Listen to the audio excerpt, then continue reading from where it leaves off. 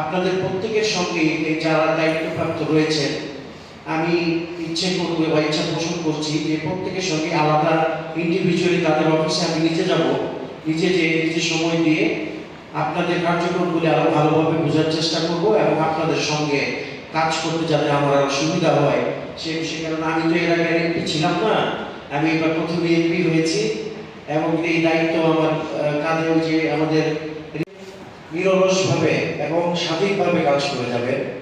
আপনাদের কাছে কোনো মতেই কেউ যেন কোন ধরনের হস্তক্ষেপ না করে, বিশেষ করে আমি তো করবোই না, আমি চাই আপনারা ফাংশন করেন।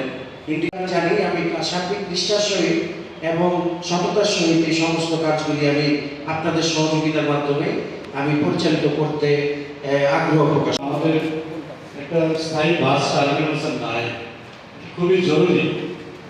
একটা বাস টার্মিনাল করার জন্য পৌরসভার পক্ষ থেকে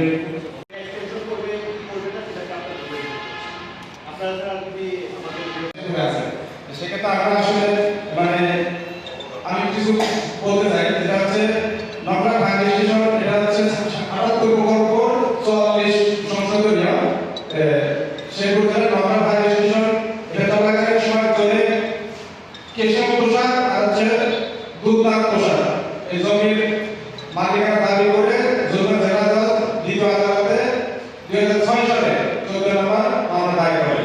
পরবর্তী সরকারের পক্ষ থেকে জেলা জজ আদালতে আপিল মামলা 2010, 8 এবং 2009 আপিল রায় করেন এবং উক্ত মামলা দুইটি বিচার পূর্বক ডিপা আদালত সরকারের পক্ষে রায় দিতে হয়।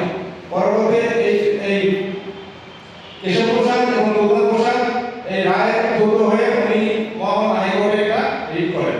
রিটের প্রেক্ষিতে এটা বর্তমানে এখন হাইকোর্টে অবস্থাতে আছে, শুনানি অবস্থাতে সদস্যরা এই মামলা করেন। সেক্ষেত্রে স্যার আমরা একটু হস্তক্ষেপ কামনা করছি, এই বিষয়টা যদি একটু সদাবগত হন তাহলে আমরা নগরবাসী আমরা কাছাকাছি সুরক্ষা করব। আপনি এগুলোর প্রতি দৃষ্টি রাখবেন।